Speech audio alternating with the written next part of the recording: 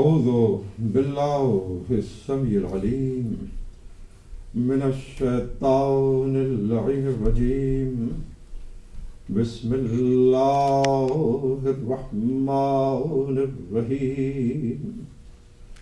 الحمد لله الذي تجلى للقلوب بالعظمة واحتجب عن الأبصار بالإزاء ثم اقتدر على الأشياء بالقدرة ذا الملك والملكوت وذا العزة والجبروت والصلاة والسلام على سيد أسلم في الوجود سر الله في كل موجود نقطة دائرة الوجود صاحب اللواء الحمد والمقام المحمود أبي القاسم محمد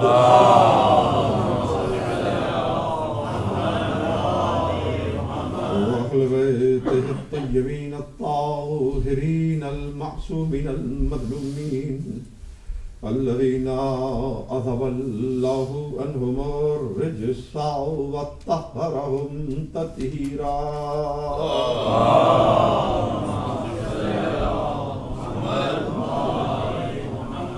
أما بعد فقد قال الله سبحانه وتعالى بسم الله الرحمن الرحيم. وإذا سألك عبادي أني فإني قريب أجيب دعوة الداعي إذا دعاني فليستجيبوا لي وليؤمنوا بي لعلهم يرشدون. صلوات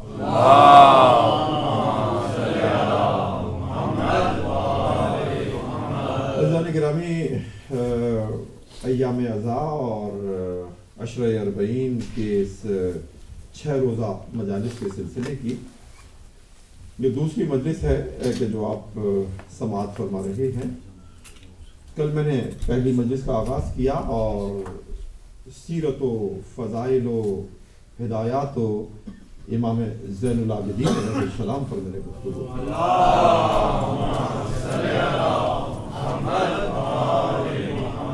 اور آج کی یہ مجلس جیسا کہ میں کل اناؤنس کر رہا تھا کہ قرآن، دعا اور تقدیر انسانی، اس موضوع پر یہ آج کی میں پہلی مجلس سے خطاب کر رہا ہوں. اور اس سلسلے میں نے سورہ بقرہ کی اس آیت کی تلاوت کی.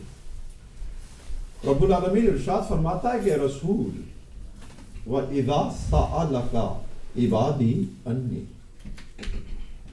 اے رسول میرے بندے جب تجھ سے میرے بارے میں دریافت کرے، عبادی میرے بندے، انی میرے بارے میں، تو ان لوگوں کو یہ بتا دے فَإِنِّي قریب، میں ان لوگوں کے قریب ہوں. کتنا قریب ہوں؟ کس قدر قریب ہو؟ جتنا جو مجھ کو اپنے قریب جانے اس سے زیادہ قریب. فَإِنِّي قریب، میں اپنے بندوں کے قریب ہوں. اجیب دعوت الداعی اذا دعانی، اور جب میرے بندے مجھ سے دعا مانگتے ہیں میں اپنے بندوں کی دعا پر لبیک کہتا ہوں، استجابت کرتا ہوں. فَلْيَسْتَجِيبُوا لِي، میرے بندوں کو چاہیے کہ وہ میرے احکامات کی پیروی کریں. وَلْيُؤْمِنُوا بِي، میرے وعدوں پر ایمان رکھیں. لَعَلَّهُمْ يَرْشُدُونَ، تاکہ وہ اپنی مرادوں کو پالیں، تاکہ وہ منزل مقصود تک پہنچ سکے. عزیزان گرامی، اس وافی ہدایہ آیت میں رب العالمین نے اپنی قربت کا راز بھی بتایا. درود پڑھ دے محمد والے محمد.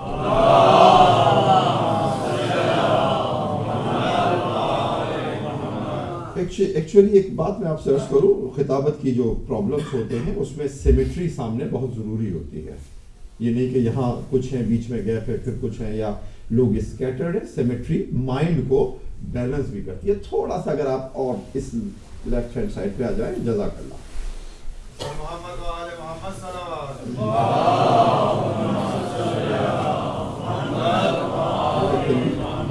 آگے جزاک اللہ.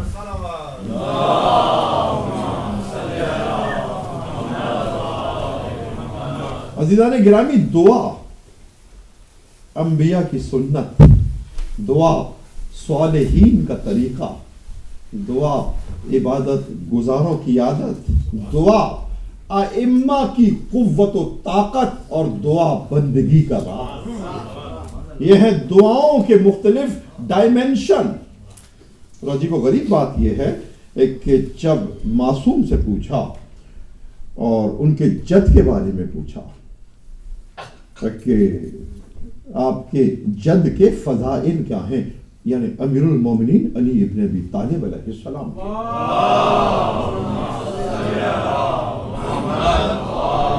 اور یہ سوال چھٹے امام سے کیا گیا، امام جعفر الصادق علیہ السلام سے کیا.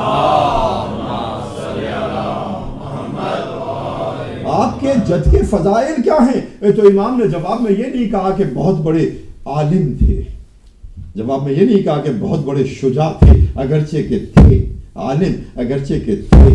جواب میں یہ نہیں کہا کہ بہت بڑے عبادت گزار تھے، اگرچہ کہ تھے.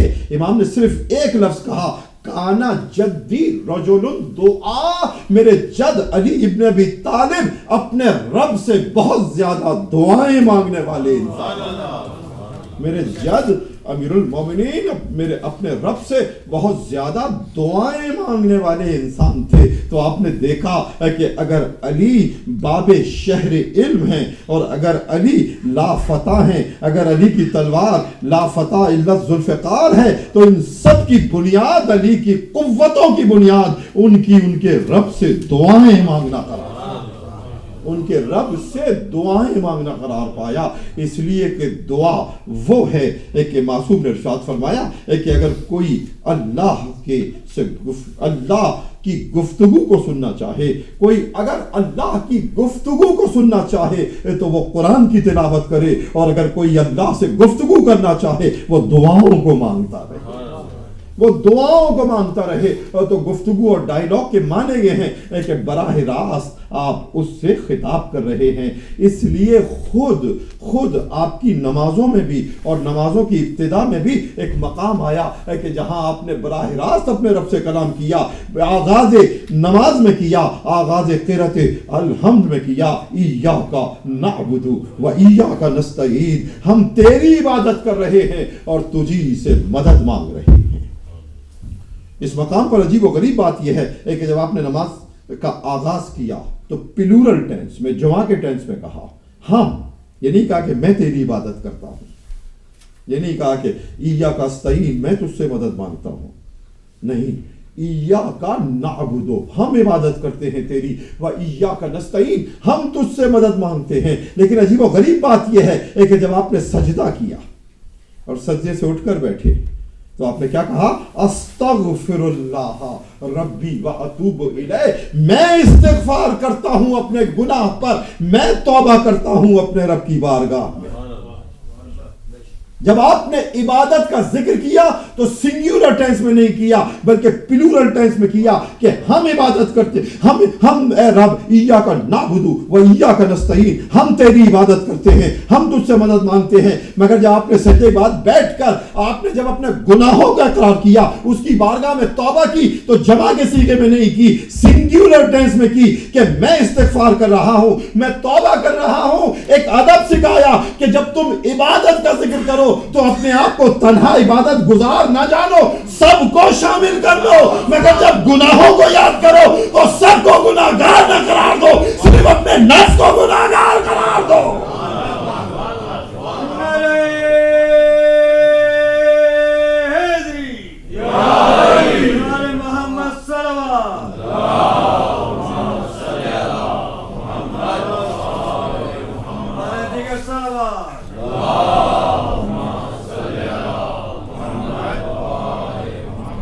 قرآن مجید کی واحد آیت ہے جس کی میں نے تلاوت کی، سورہ بقرہ کی، کہ رب العالمین نے 6 مقامات پر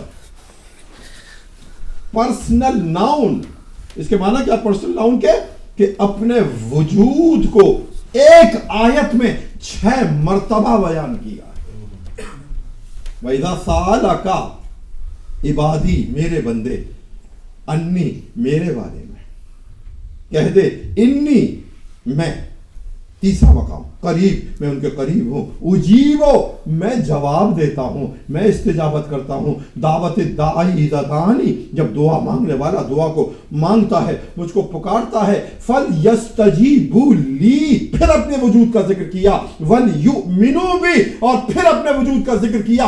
پورے قرآن میں واحد آیت ہے کہ جہاں رب العالمین 6 مرتبہ اپنے وجود کا اعلان فرما رہا ہے کہ میں موجود ہوں۔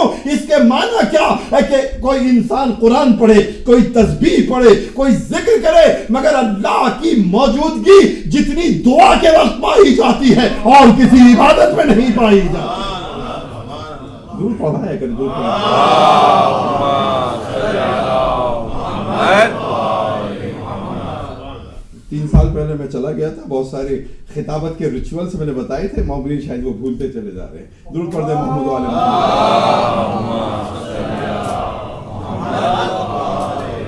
6 مرتبہ اپنے وجود کا اعلان کیا، تو دعا سب سے زیادہ قرب الہی کو بیان کرتی ہے اور اس کا سبب بن جاتی ہے۔ اور پھر دعاؤں کی تعریف میں اور دعاؤں کی عظمت میں یہ بھی ارشاد فرمایا کہ کسی نے معصوم سے پوچھا کہ فرزند رسول یہ بیان فرمائیے کہ وما افضل العبادہ، افضل ترین عبادت کیا ہے، افضل ترین عبادت کیا ہے؟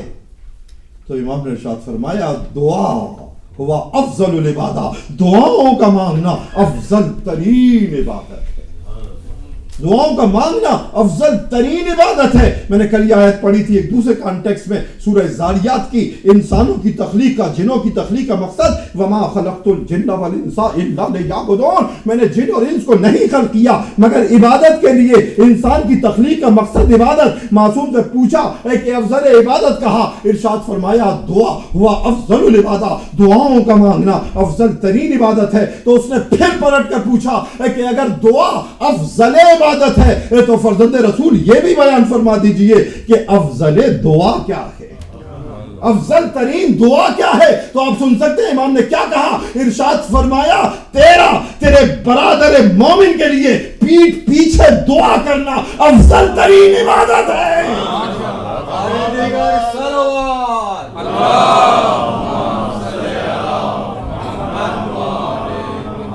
اب یہ 2 کانسیپٹ جو آیات نے دیے، 2 آیتوں نے، اور ایک کانسیپٹ دو کانسیپٹ جو حدیث سے امام نے دیے اور ایک جو آیت نے دیا، میں نے خلق نہیں کیا جن اور انس کو مگر عبادت کے لیے۔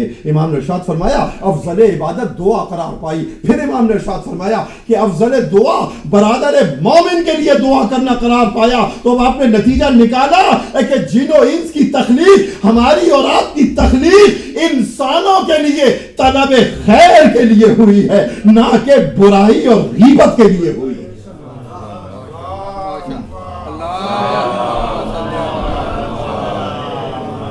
اور ایک نقطہ اس مقام پر عرض کرتا چلوں، حدیث قدسی ہے، ارشاد فرمایا گیا کہ میرے بندے اس زبان سے دعا مانگ کہ جس زبان سے تو نے گناہ نہ کیا ہو۔